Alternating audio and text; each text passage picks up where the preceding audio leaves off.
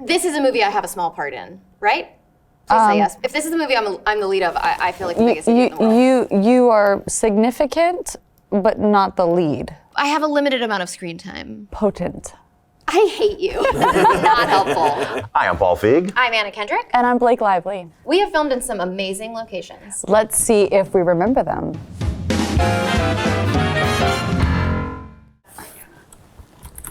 Oh, I mean, this is from the first Pitch Perfect. I hesitated because we do a lot of weird riff-offy things. This is from Pitch Perfect 1. We shot the first one in Baton Rouge, Louisiana. And this, I believe, was on the LSU campus. God, literally word for word. An empty pool. Welcome to the river! Filming on a real college campus was great because we were supposed to be at college. And LSU has a big football culture and a big like tailgating culture. And I'd never been to a college football game. I'd never tailgated before, and they were so nice. The tailgating is like a party in and of itself. And so we were like hanging out with some LSU fans, and some of them were like, have y'all never been to like an LSU game before? And they gave us the tickets, me and Adam Devine, and we got to go, and it was electrifying. It was like bigger than some NFL stadiums. Yeah. I had no idea it was like such a huge thing. So I was very, very grateful. Thank you, LSU. Nice. Thank you for your service. Well done. Exactly. Unless there's been a scandal recently, in which case, scandal noted. Say nothing, exactly. This is Mexico, Canada. Everywhere I shoot is not Mexico. So this is Kamloops, Canada. This is Sisterhood of the Traveling Pants 1. We're in the mountains in Canada. I gotta Also tell you, not a it says location. something slightly different. It is I would Kamloops, trust though. you more than the card, if I'm I really perfectly honest. appreciate that. Yeah. You're probably saying that it's Cabo, right? Did you guys say it's Cabo? You fell for it. You guys fell for it. We shot in Baja. We did do running on the beach there. MVP, I play forward. So I've noticed.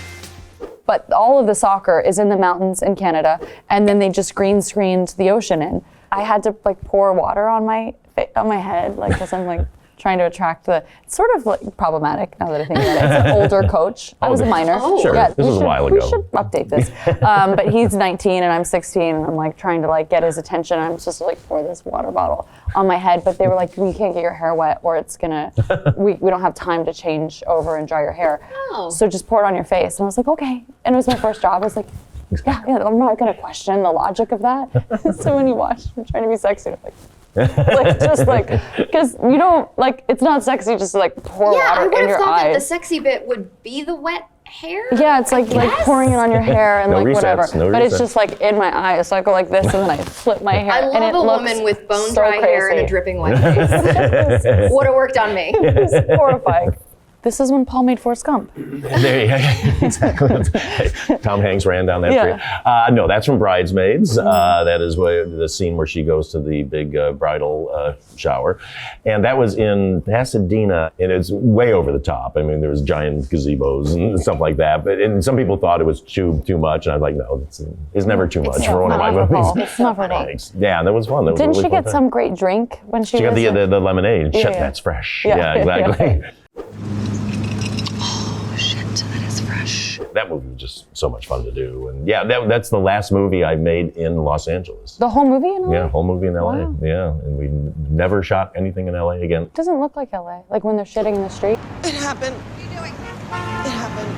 Yeah. Exactly. recognize Isn't that That's- funny? that's It feels like downtown LA. mostly you have to fake LA when you're in the middle of kind of Everytown, USA, Right. somewhere, wherever the tax break is, and Yeah. you were kind of cheating more of like a suburban. Yeah, Midwest. Well, we got Yeah. really good at it when we did Freaks and Geeks, because that was all shot in LA. Oh. We shot mostly like Woodland Hills and that kind of thing. Because being a Midwesterner, I go, oh, this looks like Michigan.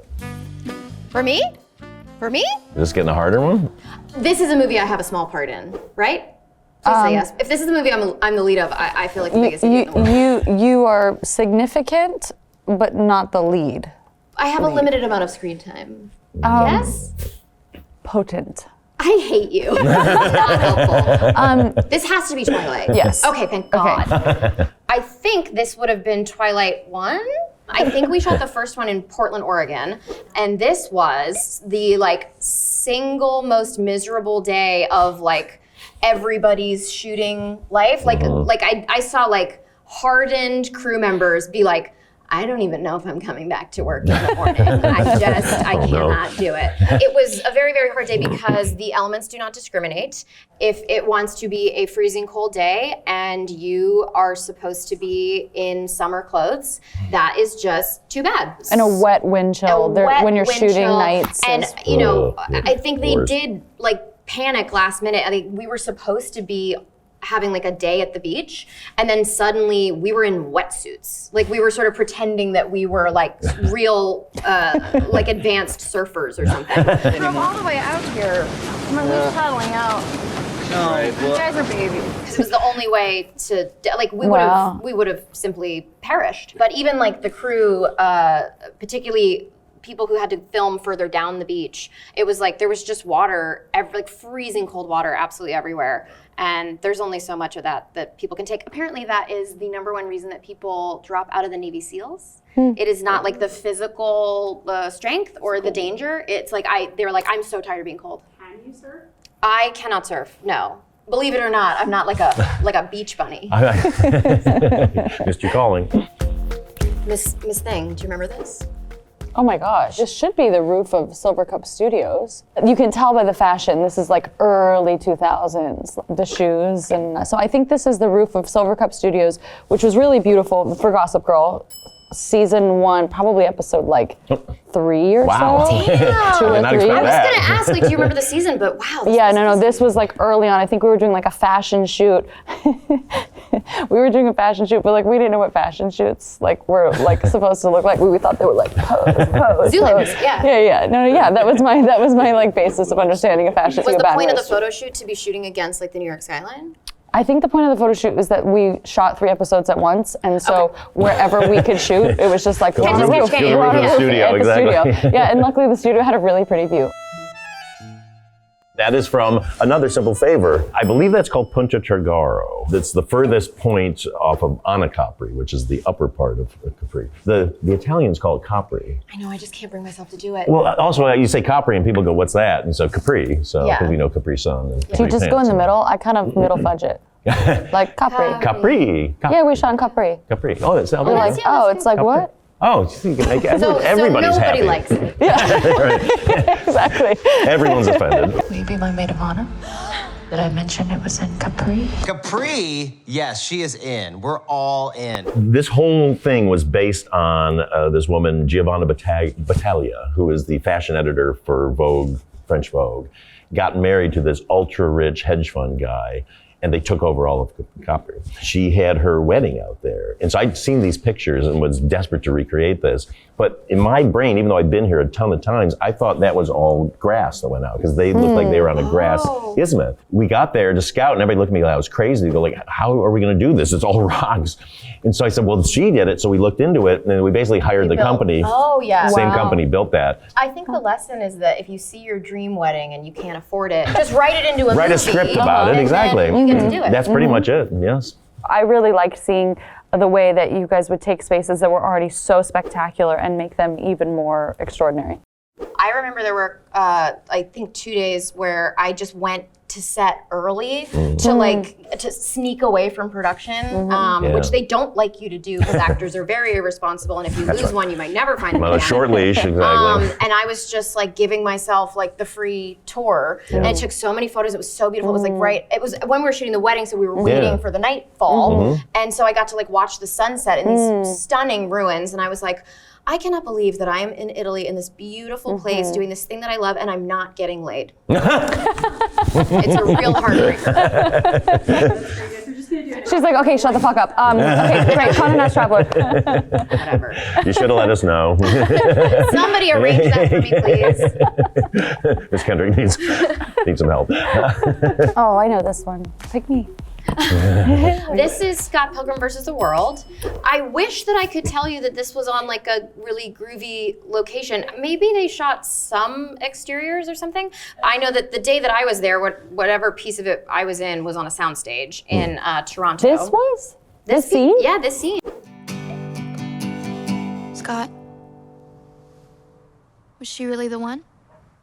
because I think that he's on that swing set with Mary at one point. It was a long shoot, so by the time that I showed up, like it was fully kind of summer. So yeah, this was all soundstage. I just kind of came in and out on that movie and mostly didn't really know what was going on or what the movie was going to end up being, which is also how I felt from the minute I read the script. And this was one of those cool moments where Edgar had decided to do that like flash from daytime to nighttime with Michael in the same position. And I'd actually heard him describe that effect to Michael, and I was still like, I don't understand what we're doing here. It was kind of a weird test of faith. It's funny because I was, at that time, I was going between the Twilight sets, and then I was in Scott Pilgrim, and Twilight was, a lot of those people had not really done very much, and then overnight they were the most famous people in the world. Scott Pilgrim was like people that I had seen in amazing like indie films, had been like hustling forever. Jason Schwartzman, I mean obviously Michael, Alison Pill, Brie Larson, Mark Webber, like people that I was just excited to be around and who I'd seen in so many great things, and they were just like really living the life of like a jobbing actor. So I was kind of hanging out being like, how do I just do the thing that you do? I felt more like I was just, you know, kind of taking notes on what how everybody was handling themselves. It's weird. It's funny for me that Michael is so famous now, Michael Cera, because I worked with him on Arrested Development when he was just a kid. Yeah. To watch him blow up. Did you know he was? You did. Yeah. He was the guy who would always at the end of a scene would tag out with something so funny that wasn't in the script. And it's different every time. I was like, this guy's really smart. Yeah. What comes before anything? What have we always said is the most important thing? Breakfast. Family. Family, right? Yeah. My lady. This is Mexico, Australia. It's the Shallows, and it was meant to be Mexico, but it is Australia. This is Lord Howe Island. I was about to say Mexico, Australia. It's not a location. It sounds like a great drink, though. No, this is Lord Howe Island. We only did 2 weeks in the actual ocean. The rest was in a swimming pool at their version of Six Flags. I forget what it was called. There was a low budget, so we couldn't like pay to quiet the park, obviously. But the pool was like, the studios were at the park. So I'd be screaming for my life, and the roller coaster would come, and I'd freeze for a second, and then like go back to fighting for my life in a swimming pool. Screaming for screaming. For screaming. I was like, can't we just background the screaming? But we couldn't because there were no other actors. It was just like me.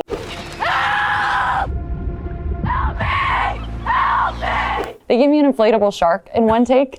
It like jumped out, and I was like, this is so much harder than my imagination. Like the pool float, like, you know, it looked like a unicorn, but it was a shark. But they were like, we need it because the way the water pills off of the shark. But anyway, that was the pool. But this was actual Lord Howe Island. And they built a tiny island that I was supposed to be on, like a reef. And they put it in the ocean, and they anchored it by like buoys and sandbags, I guess. And then they did a helicopter shot. But then they all left me, and there's scuba divers under, and the island is moving because you can't really anchor something in the ocean. And they're like, it's fine, you're gonna be fine. There's no shark attacks, even though I know that Australia is known for like shark attacks. 2 weeks after we left, someone went missing, and they think of death by shark. So I lived. Lord, you lived it. I survived. Oh my gosh. That is from Spy. That is in Budapest on Lake Balaton. Beautiful place. I really fell in love with Budapest. It's a great city, and people are really nice, and there's a great food scene there too, by the way. And that was the helicopter scene we had, and had an amazing stunt people on that movie. We did a lot of cool stunts, and that was Melissa running out to the helicopter, but not Melissa hanging off the helicopter, however many thousands of feet in the air we were. Budapest is high on my list. I haven't been. I want Have you not shot there yet? No. Oh, you're kidding. Oh, it's great. It's a great. Write a movie for us to do in Budapest. Done. You got it. Anytime. As a filmmaker, I have to say, I'm very proud that you guys remember your experiences from different films, because as directors and filmmakers, we never know if people are having a good time or not. Yeah. But you always ensure that we have a good time. And you run a set that's very responsible, so we actually get to enjoy the locations. Because often when you're shooting in a location, it's almost worse because you look out your window at these beautiful locations, and you never get to see them or experience them because it's the a set sleep. is 16-hour days. Yeah. And you're like, oh, okay. Oh, no, totally. Everything's closed I won't the whole have any time. anecdotes to talk about. There you go. I'll just sleep and go to work. No, we work hard, play hard. We like to do Yeah. 10-hour continuous hours, and then everybody gets to have dinner and sleep and all that stuff. Yeah. And and it was interesting though, because that's my favorite place to vacation. I couldn't wait to shoot a movie there, but the minute we started working there, I was like, uh-oh, did I just ruin my favorite vacation place for myself? He is already like the king of Capri. You go anywhere and people are running out of shops to go, Paulino, and like give him like food and drink and whatever. Kiss my baby. And I was thinking like, oh, when he comes back, it's like they're actually gonna crown him the king of Capri for real. So Well, they haven't seen the movie yet, so we're gonna go in Oh. July, so we'll see. If they approve. If You they need approve. us there, don't you? Yeah. You need us. need to us. I do. please you back. Yes, I do. Yeah. We'll make it work. I feel like Amazon can afford that. Yeah, right. Come on. Hey, Yeah. Jeff, get on this.